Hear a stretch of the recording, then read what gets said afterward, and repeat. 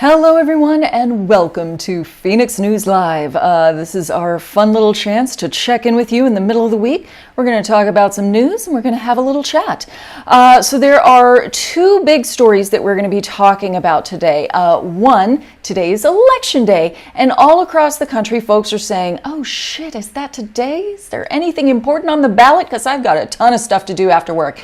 And I know it's not a presidential or a midterm election, so no one cares, but I am going to tell you why you should care, okay?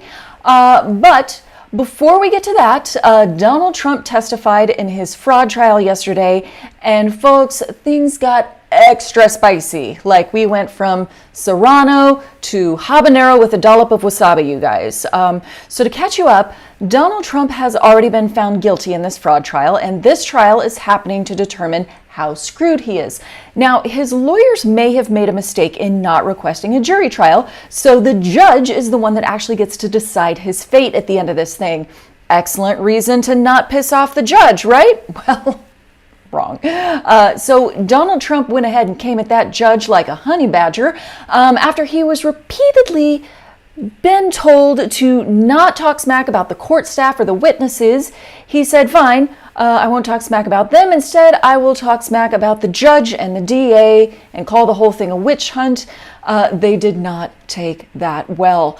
The judge was threatening to boot Trump from the stand if he didn't answer the yes or no questions with a yes or no, instead of a big long speech like he's a food blogger with a pound cake recipe that involves 7 paragraphs of childhood memories. But in the end, Trump just did whatever the hell he wanted to do anyway, with no consequences, just like he's done for his entire life. His attorney, Chris Kise, called Trump brilliant and urged the judge to listen to him ramble on. But it's not clear if that ass kissing is gonna help Mr. Kise's legal fees ever get paid, but worth a shot, I guess. So Trump gave some wild testimony, and in his testimony, he went ahead and admitted to the crime that he's charged with, saying that he changed the valuations of things for various purposes. He also said that everyone at the Trump organization was responsible for preventing and detecting fraud, throwing not just himself, but also his children under the bus. Starting to feel like we might need a bigger bus there. If you'll recall last week, Don Jr. and Eric were both like, oh, it's the accountants, blame the accountants. We didn't have anything to do with it. But Trump made short work of that defense. Thanks, Dad. You've given us so much. Trump also said that back in 2021, they were talking to him about a financial statement, and he said, well, I wasn't paying attention to that. I was too busy keeping our country safe to pay attention to a financial statement. And then the assistant attorney general had to remind him that he was actually no longer president in 2021. Normally perjury takes a little bit longer to prove, but that one just instant, just whoop, came right through there. So tomorrow, big day in that case, because Ivanka is expected to testify, provided she can find some darn childcare, you guys, because as we know, the world always stops for mothers. No, seriously, listen, I'm all for giving moms a break, but since her dad has golden toilets in his house, I feel like maybe she's gotten some breaks already. And when you're called to testify, generally a pretty good reason to move some things around. You know, if you say to your boss, like, hey boss, I need Wednesday off, and they're like, oh cool, what for? And you say, I have to go testify in this trial that's like on CNN, you know, they're televising outside the courtroom. Your boss would probably be like, you know what? Why don't you go ahead and do that? Like, I feel like that's an excuse that can get you out of some stuff. Now, Trump's other lawyer, Alina Habba, says that she is going to push for a mistrial based on the grounds that the judge didn't gently pat Trump on the head and tell him he was a very good boy and make him cookies, which I think we can all agree is the height of judicial misconduct. So now, let's go over to the chat and see what you guys have to say about this Trump testimony, and then we will talk about Election Day 2023, which is going to be more exciting than you thought. So, Mibit Maker is here. Hello. It's good to have you back. Sounds like one of John Belushi's weekend update rants.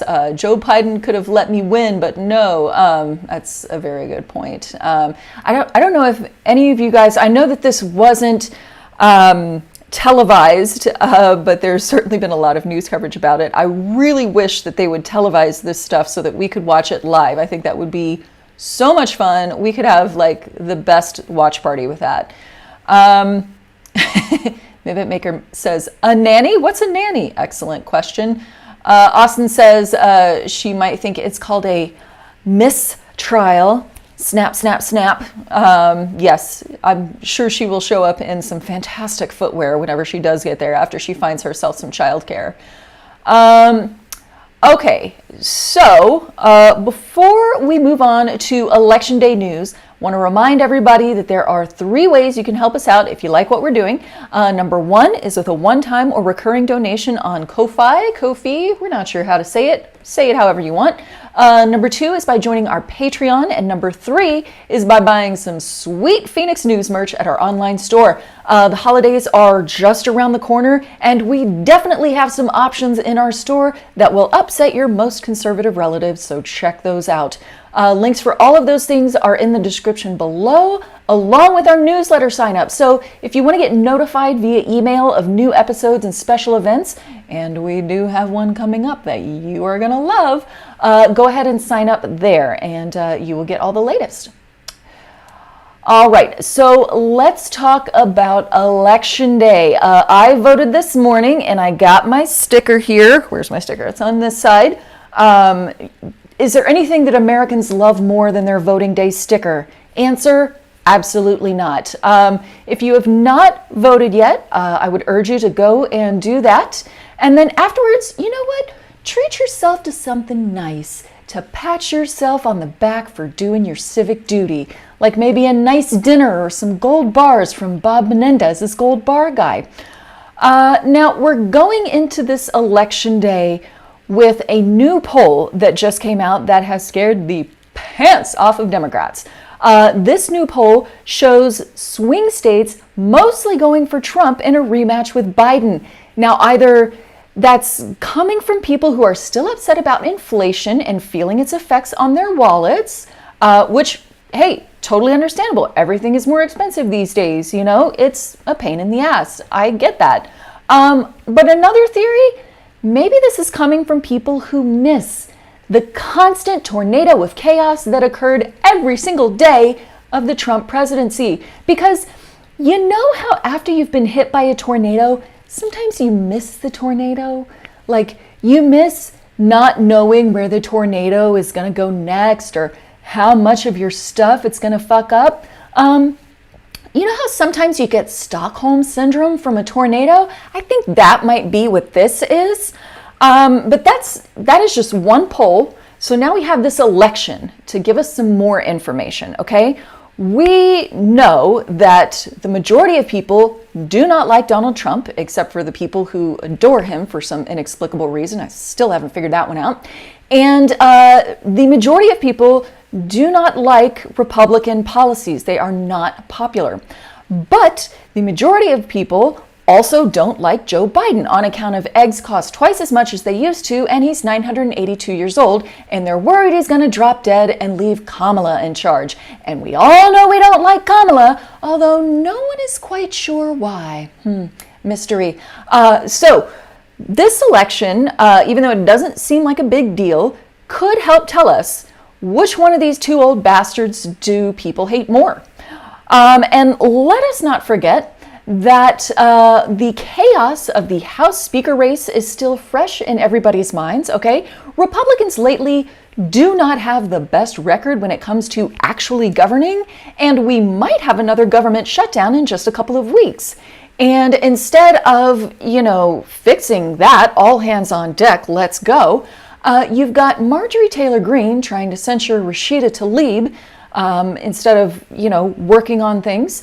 Although it's Marjorie Taylor Greene, maybe that's better that we don't have her working on something important.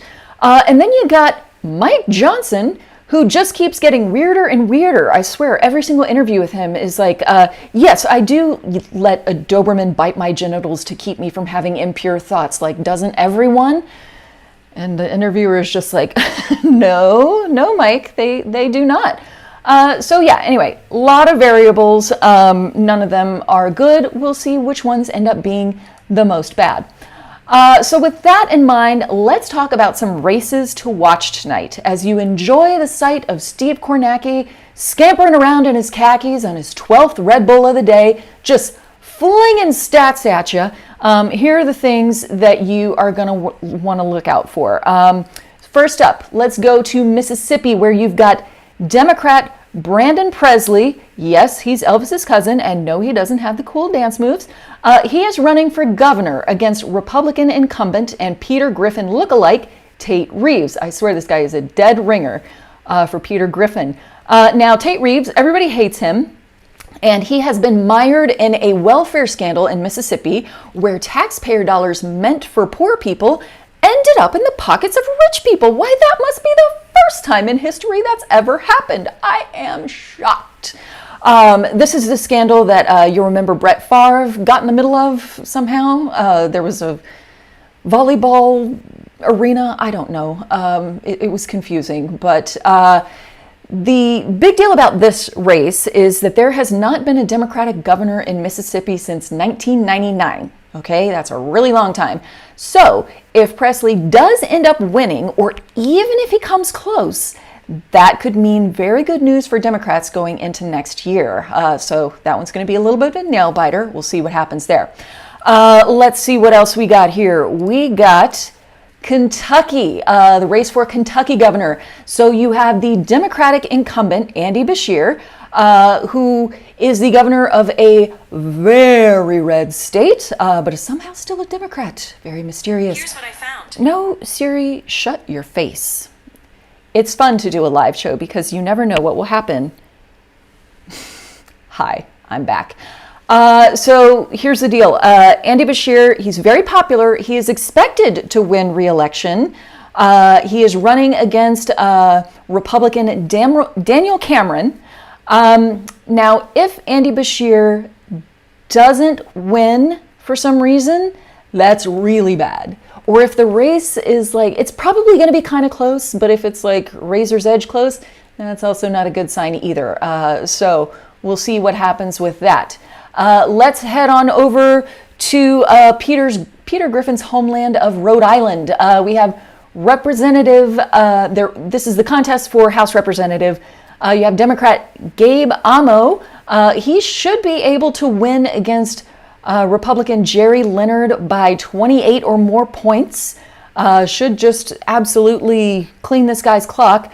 But if he gets like just a narrow win, like just by 1 or 2 percentage points, that's going to be real bad. And if he loses, that is catastrophic. That means red wave incoming, hide under your desk. Okay, let's head on over to Utah now, where we got a couple of ladies in the mix. Hello, ladies.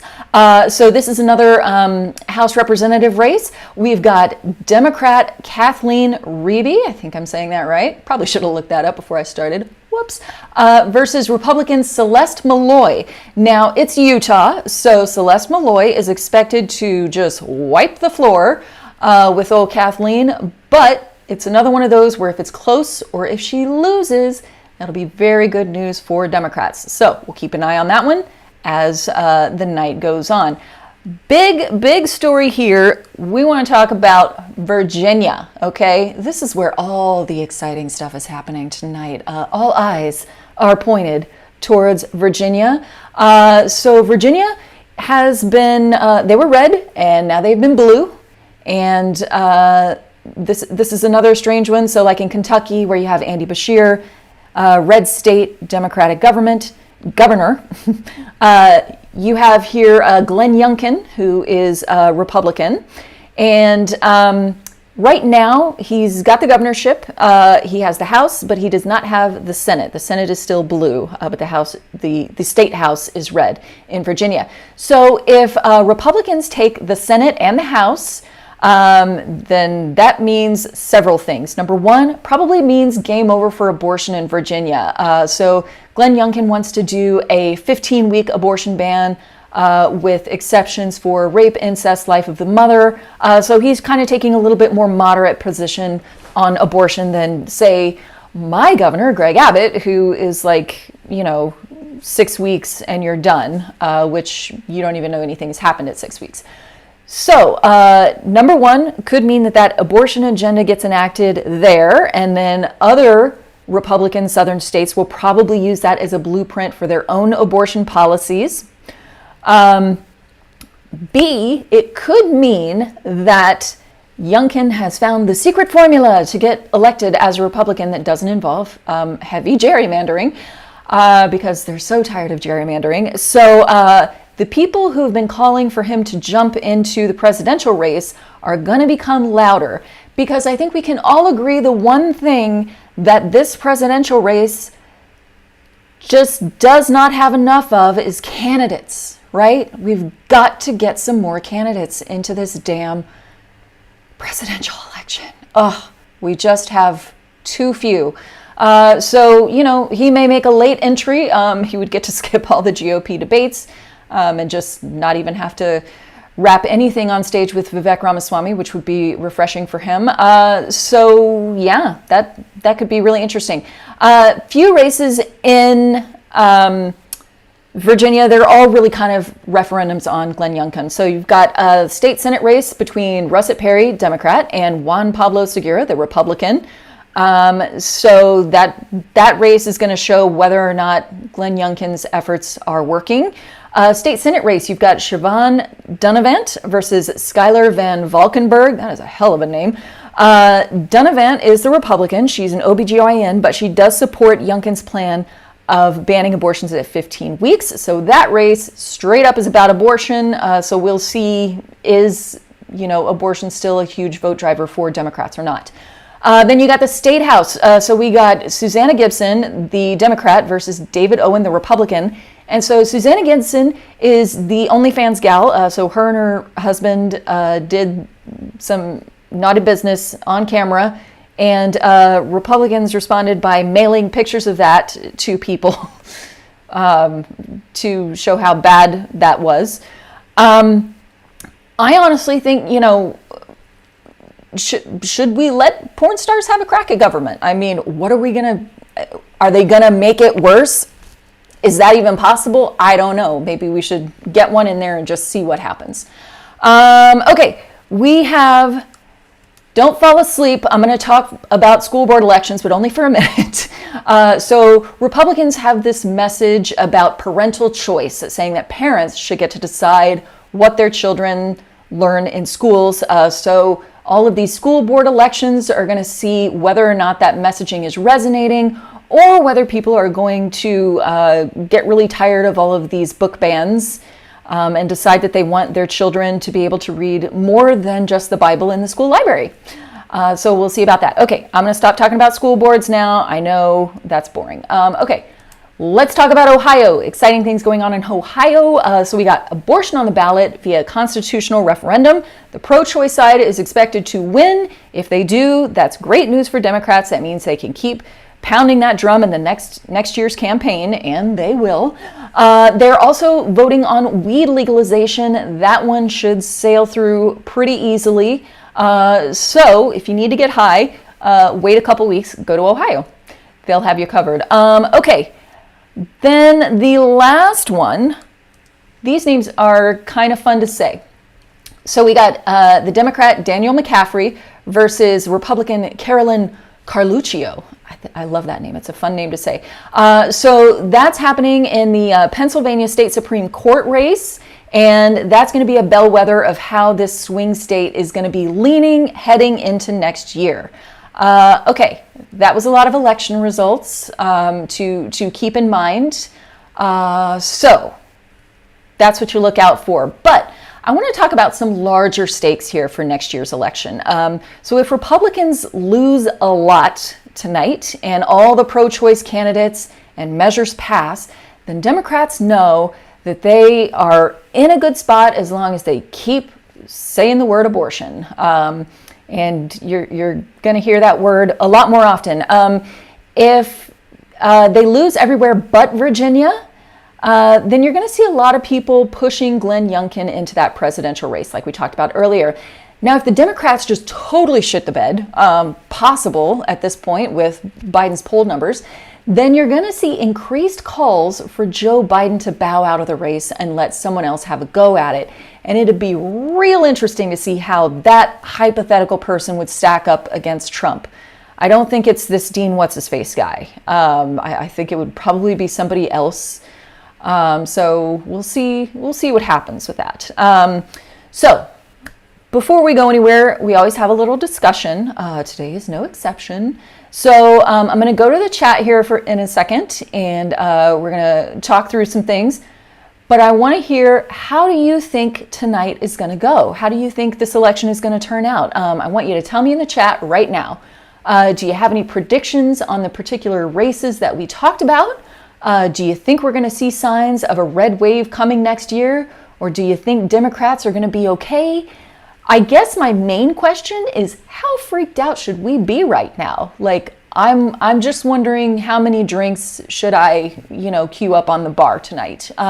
So everybody get out your magic 8-ball, and I want to hear your prognostications. So let's go over here and see what is happening in the chat.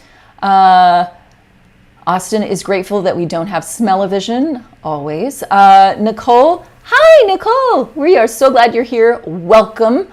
Make yourself at home. The beverage cart is to the left. We're glad that we have you here. Hi JD, it's good to see you. Austin says the Republican governing record is the rough equivalent of the best of Milli Vanilli's B-sides. And you younger people are going to have to look up that reference, but very, very funny. So good job, Austin. Barry, hi Barry. I would give MTG a coloring book and only 3 crayons. Yeah. I don't think we can trust her with a 4th crayon. It's not a good idea. I think you're dead on. Mibbit Maker says that you found this channel through the videos of Matt Johnston from watching The Interesting Times. If you have not found me through The Interesting Times and you have not seen it, highly recommend it. It's at The Interesting Times UK on YouTube. It's a fantastic channel. He's so funny, and he covers UK politics. So definitely go check that out. Yes, Nicole, you're right. He was supposed to be Tate Reeves was supposed to be using funds for TANF. So the feeding needy families, and he was working with Brett Favre on some sort of like volleyball mecca instead, which I think we can all agree poor people would much rather have that, right? Austin is mad that I'm talking to Siri like that. Don't worry, she will. Maybe make her, that's funny. Austin says he checked and it is not OnlyFans on that OnlyFans site. Yeah. There are naked people on there too, as it turns out. Naughty. Nobody tell Mike Johnson. He'll have to, I don't know, beat himself with a stick or something like that. Captain Bart, good to have you here. Finally, it will be true. What's found in the ends and not in the middle. OHIO. That's right. It's a good weed slogan for them. We should get some t-shirts made up for that. Austin says, I'm thinking we are going to mostly see a lot of bond proposals that we don't remember voting on. That is correct. So I voted this morning. It took a grand total of 0 minutes. It was very fast. And there were all kinds of proposals on there. And I don't think I could name a single one of them. I had to write them down. You know, they always use such confusing language on these ballots. So you gotta take a little notebook piece of paper with you and, read it out old school. So yeah. All right, guys, I'm going to let you guys get out of here. I want to thank you all for tuning in. Be sure to watch the election results tonight. They will be more exciting than you think now that you know what to look for. We always love seeing you. I'm glad to see some old favorites here. I'm glad to see some new people joining us. This is wonderful. We're going to be back next Tuesday, same time, 4 p.m. Central. So please come and join us then. If you want to get email updates with the link, subscribe to our newsletter. That link is in the description below. Also, tomorrow night at 6:30 p.m. Central Time, we are going to have a live debate watch party. So I will have Austin here with me. It's going to be a lot of fun. We're going to start about half an hour before the debate, and then we'll all watch it together. We're going to be making jokes about it, and then we'll do a quick recap afterwards. So don't forget to donate, buy some merch, buy yourself something nice since you voted, and sign up for the newsletter. And I love you guys. Bye-bye.